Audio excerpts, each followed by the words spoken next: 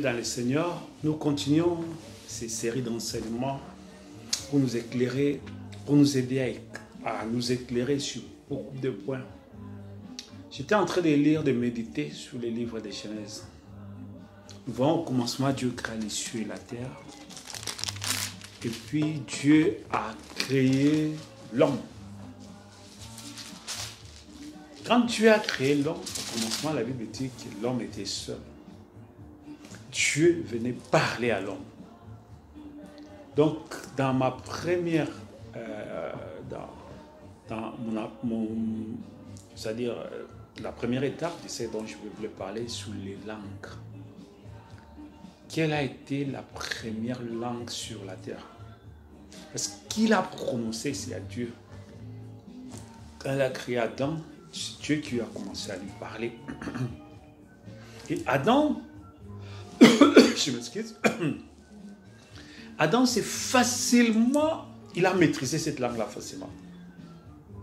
On ne voit pas là où on pourra dire que Adam a commencé à apprendre, il a fait des études pour apprendre la langue que Dieu venait de temps en temps lui. Non.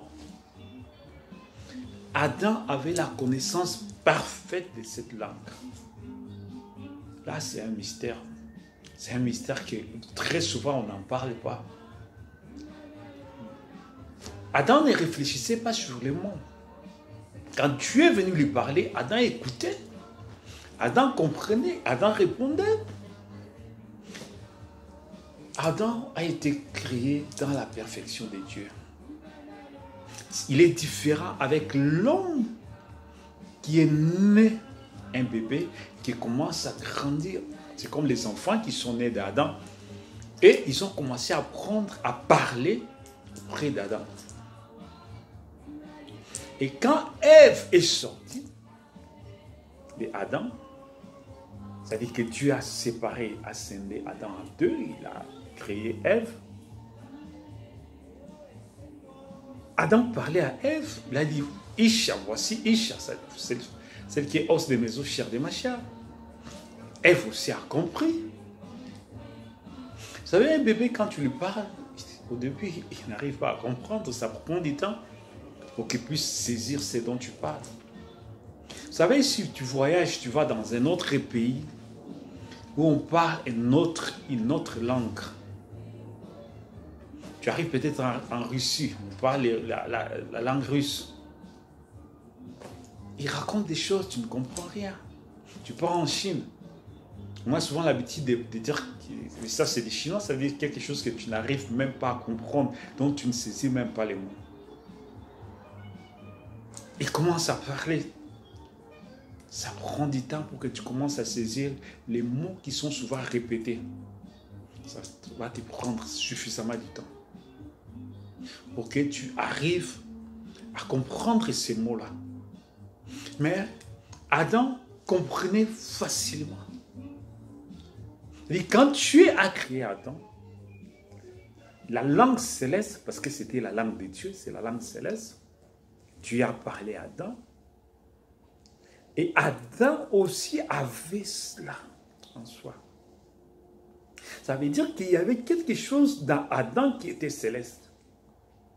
Son corps était terrestre, était sorti de la poussière de la terre, il a été formé.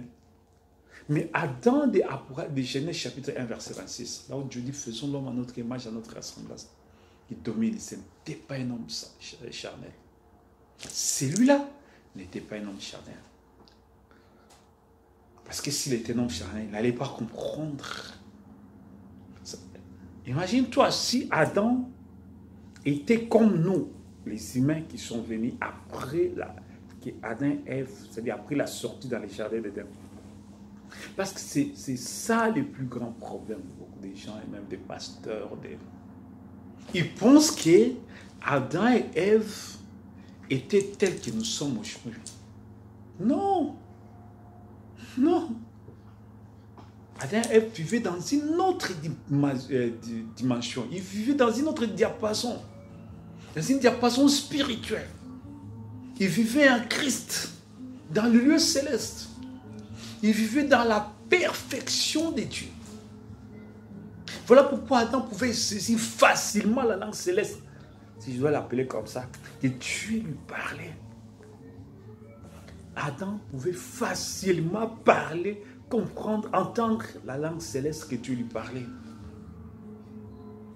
Et même Ève qui est sortie d'Adam,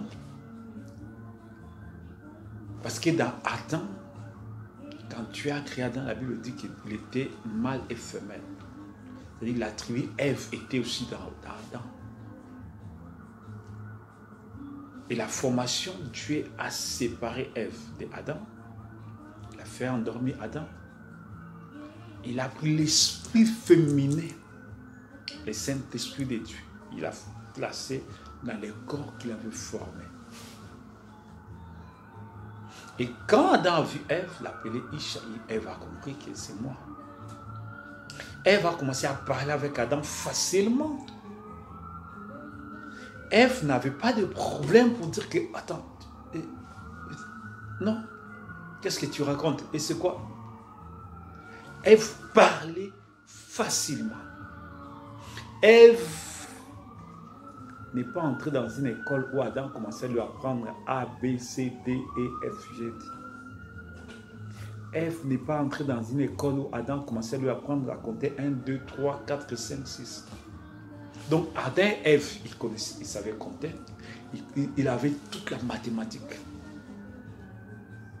Il gérait les jardins d'Éden. Il donnait les noms à tous les arbres. Il donnait le nom à tous les animaux. Il dit, celui-ci sera appelé lion. Celui-ci sera appelé... Attends. Imagine-toi qu'on te prend, on te jette dans une planète. Et tu arrives dans ces planètes-là, tu commences à voir des êtres que tu n'as jamais vus dans ta vie. Ça va te prendre du temps pour donner des noms à ces gens-là. Tu peux même t'adonner, tu dis, bon, celui-ci, je vais l'appeler Zingzong. Oh non, non, non. Tu changes. Mais ça c'est pas comme ça.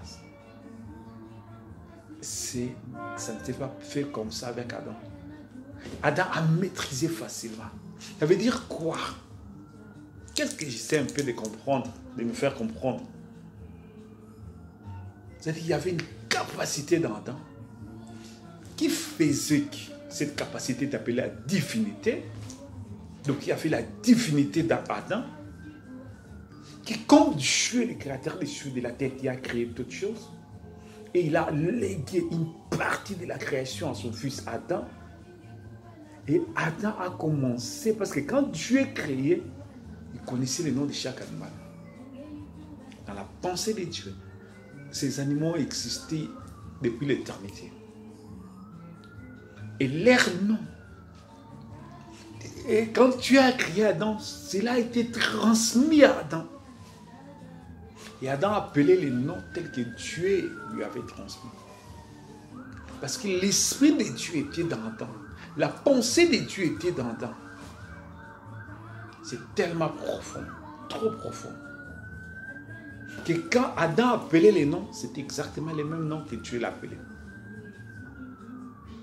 Parce que les animaux ont été créés sur la terre avant qu'Adam soit manifesté. Les animaux, ils ont existé sur la terre avant qu'Adam soit manifesté. Dieu les connaissait par leur nom. Dieu les appelait par leur nom. Mais quand Dieu crée Adam, Dieu ne lui donne pas. Il ne lui donne pas un livre. Il dit, bon, ok, Adam, voici la Bible. Tu vas commencer à lire. Tu vois, l'animal là s'appelle le lion. Non. Dieu lui a donné tout. Je dirais les livres étaient même dans Adam. Donc, ici je ne parle pas du livre d'Adam. Donc, dans le livre de la rédemption, qui était dans Adam, tout était là. Adam était le livre. Ça veut dire quoi? La pensée de Dieu.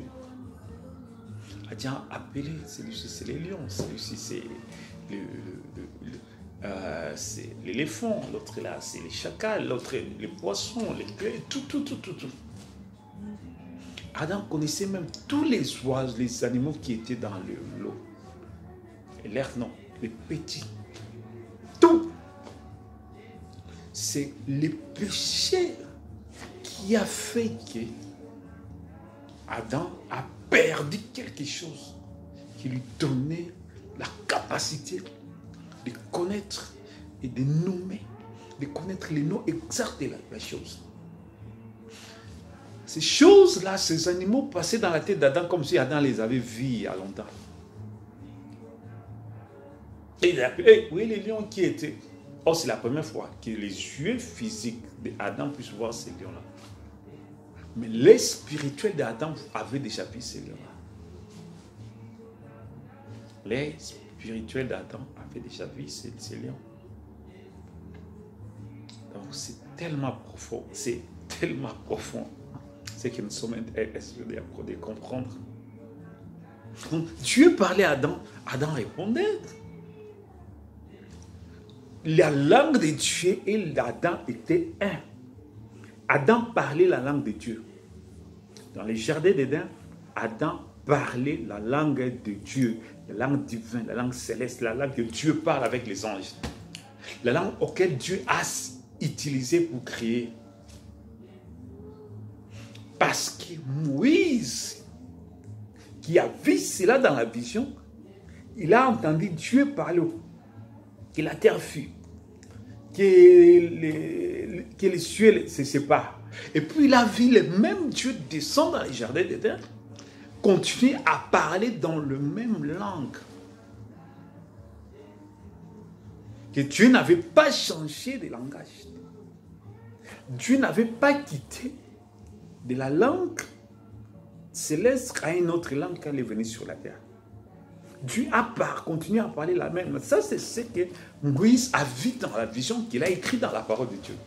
Oh, c'est profond. Ça me fait tellement la joie de comprendre ces choses, ces mystères tellement profonds. Hein? C'était tellement que... Parce que c'est Moïse qui a vu ça.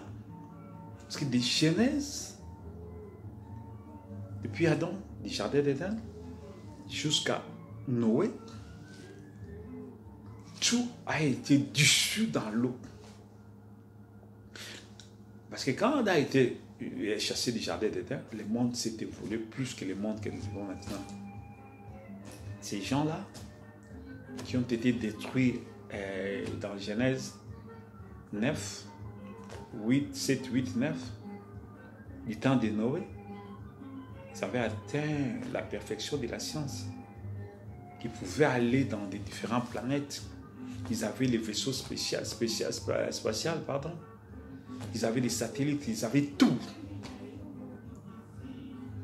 C'était tout un système, toute une civilisation que Dieu avait détruite. Dieu a détruit même tous les satellites qu'ils avaient placés dans l'orbite. Parce que la Bible compare les temps de la fin à ces temps-là. Quand la Bible fait cette comparaison, quand Jésus a parlé, il ne parlait pas simplement du péché au temps de la fin, non. Il parlait aussi des progrès scientifiques que la terre, que l'humanité allait connaître. Le même progrès scientifique que l'humanité a connu du temps de Noé. L'humanité connaîtra encore ces choses-là au temps de la fin. Parce que ce sont les mêmes esprits qui viennent sur la terre, qui commencent à distribuer les mêmes choses. C'est-à-dire, c'est la répétition, les mêmes choses qui se sont passées du temps de Noé, reviennent encore sur la terre. Les mêmes esprits, les mêmes chiens, les mêmes démons.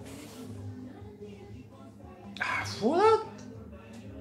Quand Jésus parlait, qui est le Dieu créateur, il a vu les temps de Noé. Ce qui s'est passé. Comment l'humanité a connu une croissance, la population mondiale a connu une croissance exceptionnelle, spectaculaire. Et elle a atteint des milliards. Et comment les progrès scientifiques avaient atteint les sommets. Et il voit ça au temps de la fin. Il dit, le temps de la fin sera semblable au temps de Noé. C'est-à-dire, le même tableau reviendra au temps de la fin. Les mêmes esprits reviendront au temps de la fin. Ce n'est pas seulement la sodomie. Ce n'est pas seulement la sodomie que nous voyons maintenant. Mais c'est des progrès scientifiques. Parce que c'est les mêmes démons qui sont revenus aujourd'hui sur la terre. Les gens, parce que la pluie, les déluges a détruit toute une civilisation. Des machines qui fabriquaient des avions, des machines qui fabriquaient des habillements, d'accoutrements, toutes sortes d'accoutrements. Tout ce que nous voyons aujourd'hui, cela vient de ces temps-là. Tout ce que nous voyons aujourd'hui, même nous portons, ça vient de ces temps-là. Ça existait sur la terre. Cela a disparu. La Bible dit. La Bible elle dit clairement dans les livres d'Ecclésiaste. Il n'y a rien de nouveau sur la terre. Ce qui était, c'est ce qui sera. Ce que nous voyons, c'est ce qui a été. La Bible elle dit clairement. Le Saint-Esprit m'aide à trouver ça. La Bible dit qu'il n'y a rien de nouveau sur la terre.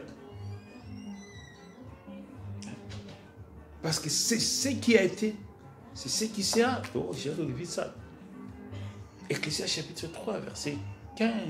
Quand je commence à 14 jusqu'au verset 15, 16. J'ai reconnu que tout ce que Dieu fait durera. Il n'y a rien à ajouter, rien à retrancher. Que Dieu agit ainsi afin qu'on les craigne. Ce qui a déjà été, c'est ce qui sera. Ce qui sera a déjà été. Dieu ramène ce qui s'est passé. J'ai encore vu sous les soleils qu'au lieu d'établir il y a la méchanceté.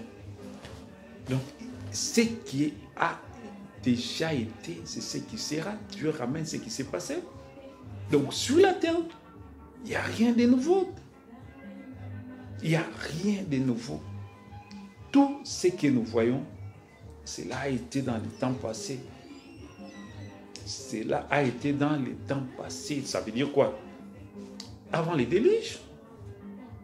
Avant les déluges, toutes ces choses existaient sur la terre. Les ordinateurs, il y en avait. L'Internet, il y en avait. Ne pensez pas que nous sommes les premiers sur la terre à avoir découvert l'Internet. Non, c'est faux. Nous ne sommes pas les premiers sur la terre à avoir découvert l'Internet, l'ordinateur, et tout. Non, non, non. Tout ce que nous découvrons ici a été déjà découvert du temps de Noé. Cette civilisation a été jetée sur la terre. Cette civilisation a été détruite par les déluges. Tout ce que nous voyons aujourd'hui a existé au temps de Noé. Tout.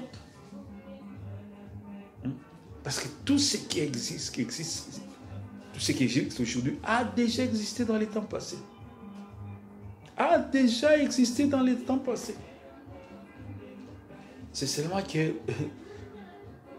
cela a été détruit dans les déluges et nous sommes venus parce que les déluges, c'était c'est-à-dire à ratisser tout sur la terre. Tous les usines, toutes les fabriques, toutes les compagnies de fabrication de l'alcool, de la boisson, d'habillement, d'aviation, des voitures. Il y a eu des véhicules au temps de Noé.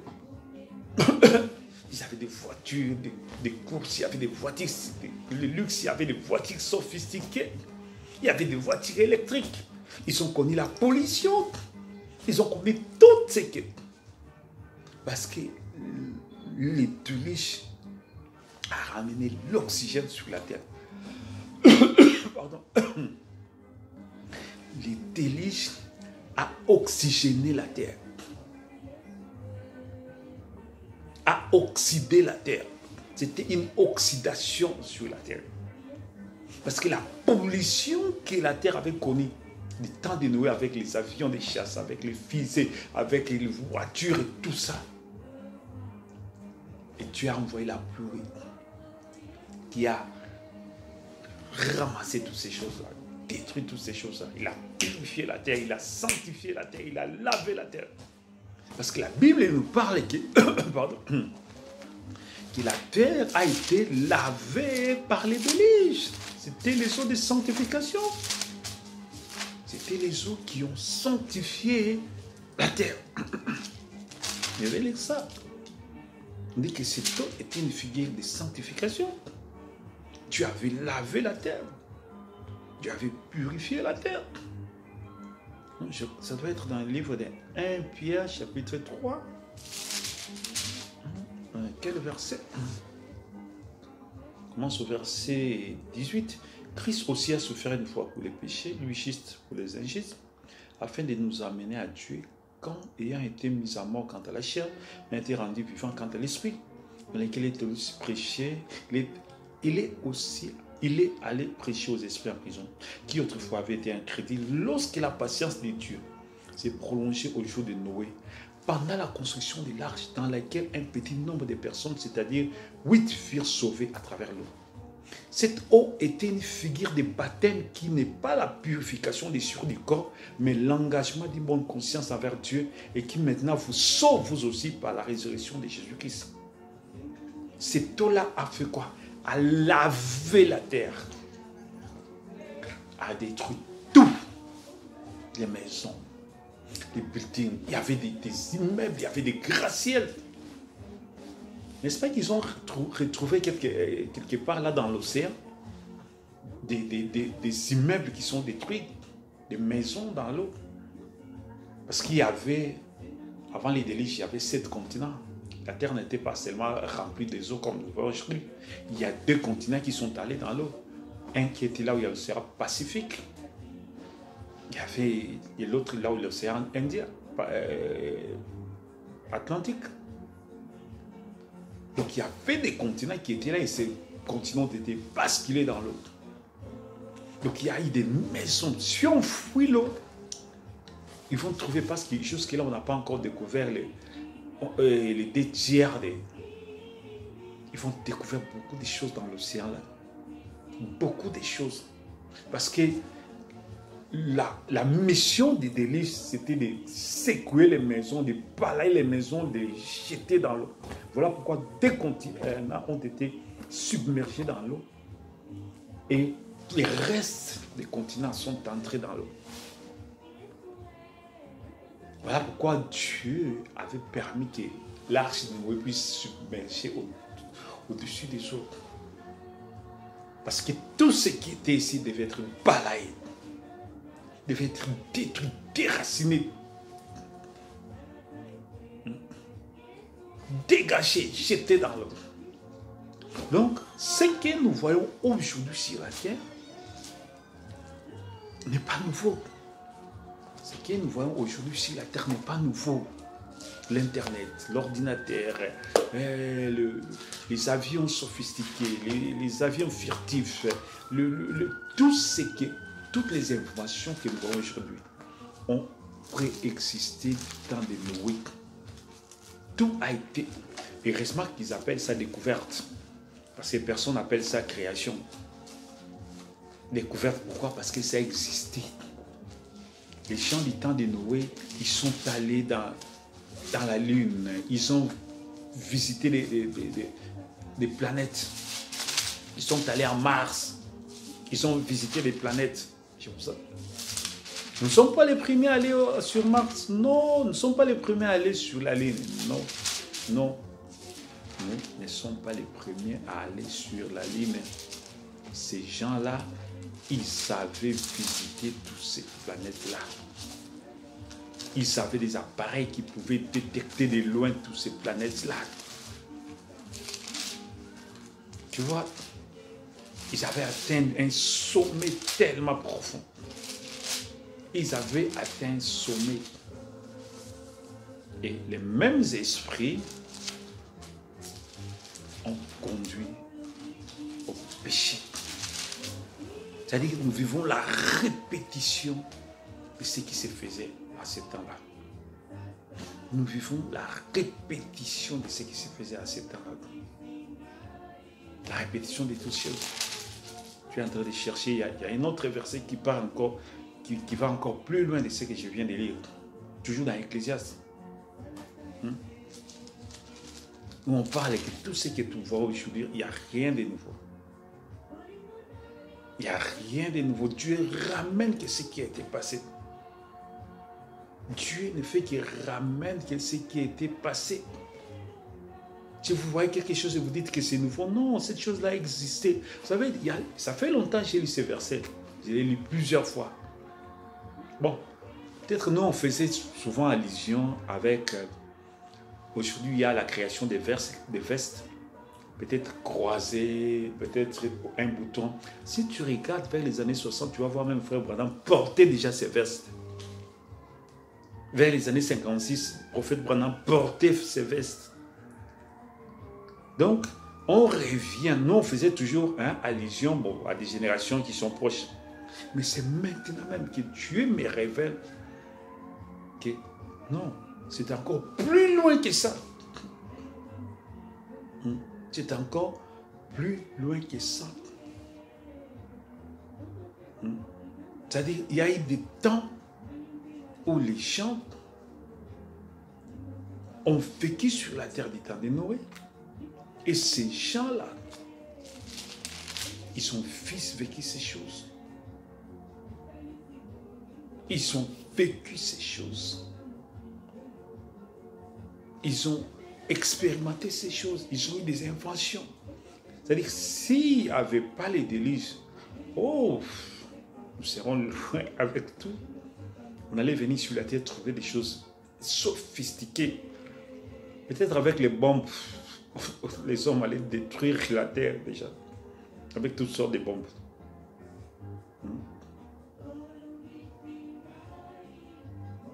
Donc voilà. Parce que la Bible parle toujours, il revient de ça sur, dans les livres de l'Ecclésiaste, c'est là où je suis. Il dit, quand vous voyez quelque chose et que quelqu'un dit que non, cette chose-ci est nouvelle, non, il a dit, c'est pas nouvelle. Car cette chose-là existait déjà dans les temps passés. Il a existé dans les temps passés.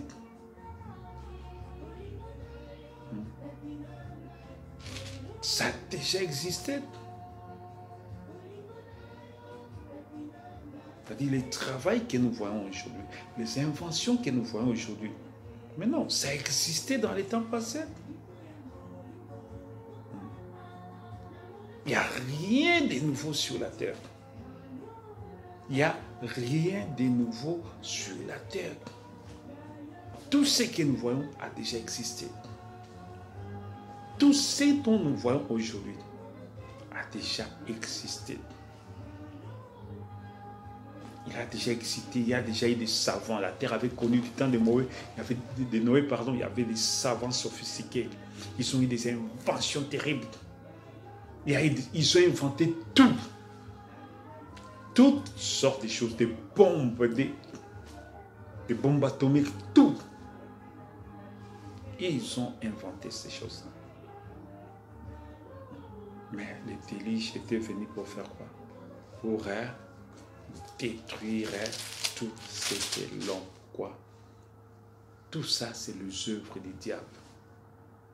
Parce que tu vas voir la postérité de Caïn avait créé des choses, ou bien manifesté des choses qui ont continué plus tard.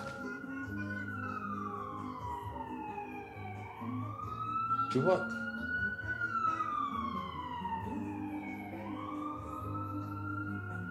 Donc, la postérité de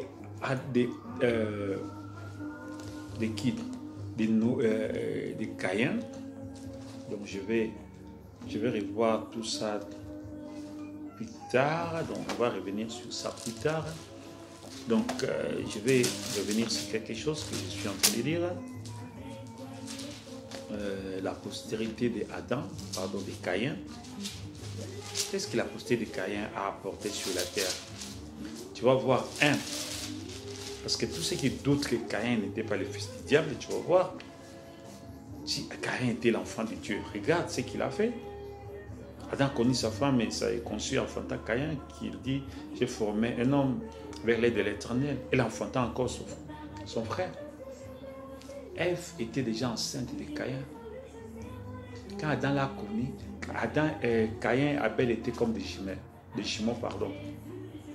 de fausses jumeaux, différentes semences. L'un était de la semence de Dieu, l'autre des semences de Dieu. Parce que, pose-toi la question, d'où vient la nature de haine? Quelqu'un adore Dieu, toi aussi tu adores Dieu. Dieu exauce sa prière parce qu'il lui fait selon la révélation. Toi tu fais avec les arbres, les fruits et tout ça. Et Dieu ne prête pas attention et tu vas tuer ton frère. Il fallait se rendre à Dieu et dire, mais Seigneur, pourquoi? Alors Seigneur, montre-moi qu'est-ce que je dois faire, non? toi, tu sautes sur ton frère. Qui lui a appris à tuer? Parce que jusque-là, personne n'était encore mort. Jusque-là, personne. Et qui lui a dit de tuer? Qui lui a inspiré de tuer son frère? Dieu lui dit, je vois devant toi quelque chose de mauvais. Il y a un démon qui... Attention, domine sur ça. Maintenant, il agit. La postérité des Caïens était quoi? Des assassins. Étaient des assassins. Cependant, Caïn adressa la parole à son frère Abel. Comme il était dans les champs, Caïn se jeta sur son frère Abel et le tua. L'Éternel dit, où est ton frère Abel? Il répondit, je ne sais pas, je suis gardé de mon frère. Dieu dit, qu'as-tu fait? La voix du sang de ton frère crie à moi. Deux, des menteurs. La première personne qui a tué, c'est la postérité de Caïn. La première personne qui tue, qui ment, c'est la postérité de Caïn. C'est la postérité de Caïn. C'est Caïn lui-même. Et après ça, un fils de Caïn. Tu vas voir, Caïn connut sa femme, elle enfantant Enoch. Il bâtit ensuite une ville. Il bâtissait des villes. Donna à cette ville le nom de son fils Enoch. Enoch engendra Ira. Ira engendra Mehou. Shael, Methushel engendra les mecs. Les mecs prirent 2 femmes. La polygamie. Ils montèrent les assassins, les polygames. La polygamie ne vient pas de la racine divine, mais la polygamie ne vient pas de la sémence de Dieu. Donc c'est tous ceux qui se retrouvent dans la polygamie qui fassent attention. La polygamie n'est pas de Dieu. Si quelqu'un dit qu'il a reçu l'inspiration que Dieu lui a parlé sur la polygamie, sache que c'est une sémence du diable. C'est Satan qui cherche ça. C'est un démon qui lui parle. Comme je viens, pasteur, c'est marié à cette femme. Oh mon frère, j'ai pris pour toi que Dieu t'aide, qu'il t'ouvre les yeux. Tu n'as pas le droit à faire ça. La Bible dit un homme de Dieu doit être marié d'une seule femme. C'est comme ça que Dieu a créé Adam avec une seule femme. 2, les polygames. 3, Ada, Jaël fut les pères. Les mecs prirent 2 femmes. Le nom de l'un était Ada, le nom de l'autre Jaël. Ada, Jaël fut les pères de ceux qui habitaient sous les tentes et près des troupeaux. Le nom des frères était Jibal. Il fut le père de tous ceux qui jouent de la musique, des musiciens. Où est-ce qu'il lui a appris la musique? C'est le diable et son père qui lui a inspiré ça. Et après ça, il fit ceux qui forgeaient tous les instruments, les scientifiques. Il a creusé la terre, il a commencé à découvrir les minéraux, il a commencé à travailler, des savants, des ingénieurs. Voilà la postérité, la sémence du diable. Dieu vous bénisse richement. Veuillez suivre la continuité de ces puissants messages tellement profonds.